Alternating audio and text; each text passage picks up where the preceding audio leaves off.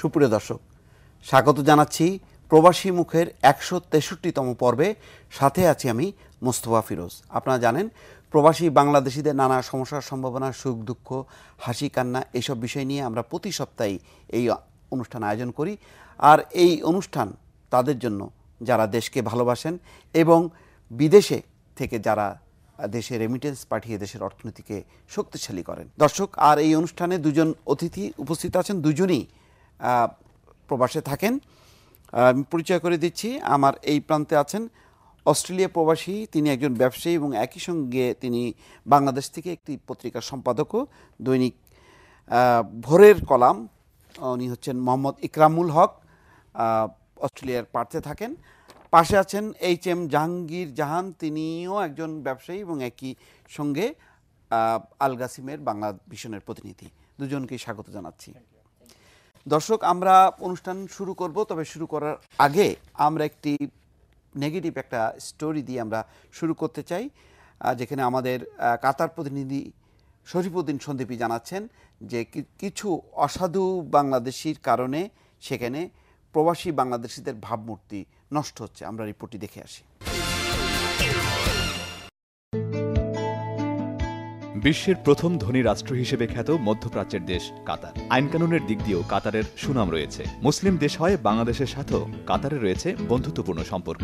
সম্প্রতি বাংলাদেশ থেকে আসা সহজ সরল যাত্রী দেখলে ওই সকল যাত্রীদেরকে এয়ারপোর্টে জরুরি ঔষধ বলে ছোট একটা প্যাকেট দেয়া হয়। পরে কাতার বিমানবন্দরের স্ক্যানারে ধরা পড়ে এবং ওইসব প্যাকেটে নেশাজাতীয় অবৈধ দ্রব্য পাওয়া যায়। এরপর ওই যাত্রীকে দেশে প্রেরণ করা হয় অথবা কাতারের কারাগারে পাঠানো হয়। এমন অপকর্মের সাথে বাংলাদেশের এয়ারপোর্টের কর্মকর্তারা জড়িত, এমনটা বলছেন অনেকে। আমাদের দেশের ভাবমূর্তি নষ্ট হয়ে যায় এবং আমাদের শ্রমবাজারের যেই সুযোগটা ছিল সেটাও আমাদের হাতছাড়া হয়ে যাচ্ছে। প্লাস যারা নিয়ে অসাধু ব্যবসা, এই যে ইয়াবা ট্যাবলেট, বিভিন্ন ধরনের অসৎ জিনিস পাচার করে, তাদের জন্য সরকারের কঠোর হওয়া উচিত। সম্প্রতি বাংলাদেশের কিছু নবাগত শ্রমিক ভাইদের বিরুদ্ধে মাদক জাতীয় নেশাদ্রব্য বহনের কিছু অভিযোগ পাওয়া গেছে, যেটা অত্যন্ত বিপজ্জনক। কারণ মাদকদ্রব্য এই কাতারের আইনে কঠোরভাবে নিষিদ্ধ। কিছু সুবিধালোভী ব্যক্তি শুধুমাত্র তাদের সুবিধার কথা মাথায় রেখে দিন দিন ক্ষতি করে যাচ্ছে দেশ ও দেশের মানুষের। সরকার যদি দূতাবাসের মাধ্যমে তাদেরকে চিহ্নিত করে এ ব্যাপারে ব্যবস্থা না নেয়, তাহলে একদিকে যেমন ক্ষতিগ্রস্ত হবে দেশ ও দেশের মানুষ, অন্যদিকে দিন দিন দেশের ভাবমূর্তি ক্ষুণ্ণ হবে বহির্বিশ্বের কাছে। শরীফউদ্দিন সন্দীপী, বাংলা ভিশন, দোহা, কাতার। দর্শক, আমরা রিপোর্টটি দেখলাম। আমরা আসলে এই বিষয় নিয়ে একটু কিছুটা কথা বলবো। জাহাঙ্গীর জাহান, আপনার কাছে আসি প্রথমে। আপনি কি মনে করেন যে আমরা যেইটা কাতারে যেটি দেখলাম, সৌদি আরবে বিশেষ করে আপনি যে অঞ্চলে থাকেন আল গাসিম, সেখানে বাংলাদেশিদের এমন কোনো কর্মকাণ্ড আছে যার কারণে আমাদের ভাবমূর্তি নষ্ট হচ্ছে? কিছুক্ষণ আগে আপনি বলছিলেন যে কিছু রাজনৈতিক কর্মকাণ্ডের কারণে আমাদের ভাবমূর্তি নষ্ট হচ্ছে, আপনি যদি একটু বলেন। জি, আসলে আমাদের বাংলাদেশি কমিটি ওখানে অত্যন্ত স্ট্রং অবস্থায় আছেন। অনেক শ্রমিক ওখানে কাজ করে যাচ্ছেন। বাট বিগত কিছুদিন থেকে যখন রাজনীতিক সংগঠনগুলো ওখানে গড়ে উঠল, তার আগে বাংলাদেশিদের মধ্যে যেই একটা ভ্রাতৃত্ব বোধ ছিল, একটা শক্ত অবস্থান ছিল, একে অপরের সহযোগিতা সবসময় এগিয়ে আসতো। বাট রাজনীতিক সংগঠনগুলো গড়ার পরবর্তীতে কারণে বাংলাদেশের মতো যেরকম দলীয়ভাবে বিভিন্নভাবে গ্রুপিং হচ্ছে, সেখানেও এমনটি দেখা যাচ্ছে। এবং এতে করে আমরা আগে যে একে অপরকে সহযোগিতা করে যেতাম বিভিন্নভাবে চাকরি বাকরি বা ব্যবসা বাণিজ্যের দিক থেকে, এই জিনিসটা এই ইউনিটে এখন দিন দিন নষ্ট হতে চলছে। জি, মোহাম্মদ ইকরামুল হক, আপনার কাছে জানতে চাই, এমনি কমিউনিটি হিসেবে আমাদের সেখানে দুর্নাম বা বদনাম না, আমাদের এখানে এই প্রবলেমটা নাই, যেহেতু আমরা সবাই বুঝি, একজন আরেকজনকে বুঝতে পারি। সো আমরা এই ধরনের প্রবলেম ফেস করি না আর কি, সবাই কোঅপারেটিভ। আচ্ছা আচ্ছা, একটু আসছি আপনাদের কাছে আসছি। জাহান, আমরা যেটি জানি যে আমাদের এই নেগেটিভ কিছু কর্মকাণ্ডের পরেও সামগ্রিকভাবে আমাদের ব্যবসা বাণিজ্যে বা কর্মজীবনে আমাদের সেখানে কি মানুষরা, যেটা আমরা দেখলাম আবুধাবিতে, সেখানে কি অবস্থা? আমাদের বর্তমানে বিশ্ব সংকট রয়েছে আচ্ছা ওখানকার আমার জানা মতে এম্বাসিও যথাযথ সহযোগিতা করতেছে আচ্ছা ওখানকার শ্রমিকদের উন্নয়নের জন্য। আমরা অস্ট্রেলিয়াতে আমাদের যে প্রজন্ম এখন আছে বা আগের প্রজন্ম আর এখনকার প্রজন্ম, তাদের মধ্যে কম্পিটিশনে আমাদের অবস্থানটা কি, অর্থাৎ বিভিন্ন পেশায় আমাদের অবস্থানটা কি? আমাদের অবস্থান খুবই ভালো অবস্থানে আছে।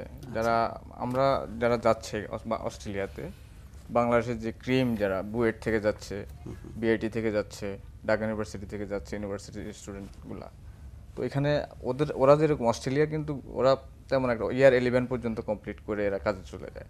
আমরা যেরকম মাস্টার্স পিএইচডি এগুলো কমপ্লিট করে তারপরে জব করতেছি, সে তুলনায় আমাদের অবস্থান খুব ভালো অবস্থানে আছে। কেউ আপনার রিসার্চ করতেছে, কেউ পিএইচডি করতেছে, এক একজন এক এক সেক্টরে মানে গভর্নমেন্ট স্কলারশিপ দিচ্ছে। মানে অন্য কমিউনিটির তুলনায় আমাদের অবস্থাটা কি? যেমন আমরা জানি যে ইন্ডিয়া ওরা অনেক এগিয়ে আছে, ইন্ডিয়া আমাদের অবস্থান আমরা যারা আছি আমি আমার দৃষ্টিকোণ থেকে বলতেছি, আমি যেটা দেখতেছি, তো আমাদের অবস্থান আমার মনে হয় আমরা খুব আগে আছি আর কি, খুব ভালো অবস্থানে আছি। এবং আমরা সবাই কেউ জবলেস না, সবাই জব করতেছে এবং ভালো জব করতেছে। দর্শক প্রতিবেদনগুলো দেখলাম। জাহান, এবার আমি যেটি জানতে চাচ্ছি যে এখন বাংলাদেশ থেকে তো অনেক দিন থেকে শ্রমিক যাওয়া বন্ধ হয়ে আছে নানান কারণে, কি কারণে আমরা সেটা জানি না সুনির্দিষ্টভাবে। তো এই যে কর্মীরা যাচ্ছে না, এই কারণে আমাদের বিভিন্ন পেশায়, ব্যবসা বাণিজ্য অন্যান্য ক্ষেত্রে কী ধরনের সংকটের মধ্যে আমাদের যারা ওখানে প্রতিষ্ঠিত তারা পড়েছে? ওখানে কিছুদিন আগে আপনি জানেন যে সাধারণ ক্ষমা দিয়েছেন সৌদি সরকার, যারা ওমরা ভিসায় ছিল তাদেরকেও বৈধ করে নেওয়ার জন্য সুযোগ দিয়েছেন। তো এই সুযোগ গ্রহণ যারা করেছে তারা বেশ লাভবান হচ্ছেন। পাশাপাশি যারা নিতে পারেননি এবং কোম্পানি অথবা কফিল চেঞ্জ করেননি, এমত অবস্থায় যারা আগের মতো করে ফ্রি ভিসায় কাজ করতে যাচ্ছে, ওরা যদি ওখানকার প্রশাসনের নজরে আসে তাহলে সাথে সাথে ওদেরকে অ্যারেস্ট করতেছে এবং বাংলাদেশে ট্রান্সফার করে দিচ্ছে। আচ্ছা, আপনার কাছে একটা ভিন্ন বিষয় জানতে চাচ্ছি যে আমাদের জানি যে আমরা অনেক সময় যে অবৈধভাবে একটা অভিবাসনের একটা সমস্যা বিশেষ করে উন্নত দেশগুলোতে আছে, এটা ইউরোপে আছে, আমেরিকাতে আছে, নিশ্চয়ই অস্ট্রেলিয়াতেও আছে।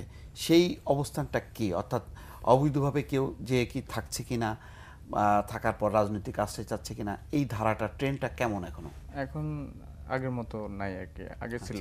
আচ্ছা, অবৈধভাবে ছিল, তারা কেস করে থাকতো, কেসের রায় যেটা হইতো তাদেরকে ওয়ার্ক পারমিট দেওয়া হইতো, তারপরে তারা একটা সময় চলে আসছে, একটা সময় ব্যাক করতে হয়, অবৈধভাবে থাকা যায় না। আচ্ছা, তো এটা এখন আরো হার্ড করে ফেলছে ইমিগ্রেশন। আচ্ছা আচ্ছা, নতুন গভর্নমেন্ট আসছে, টনি অ্যাবট আসার পরে, এটা লেবার গভর্নমেন্ট যাওয়ার পরে টনি অ্যাবট আসছে, উনি আসার পরে আরো হার্ড করে ফেলছে ইমিগ্রেশন, কাট করছে, কোনো লোক ঢুকতে পারতেছে না। আগে যেরকম রিফিউজি বেশি আসতো, বোটে করে আসতো, যেটা নদী পথে আসে, এটা এখন স্টপ করে দিয়েছে টোটালি।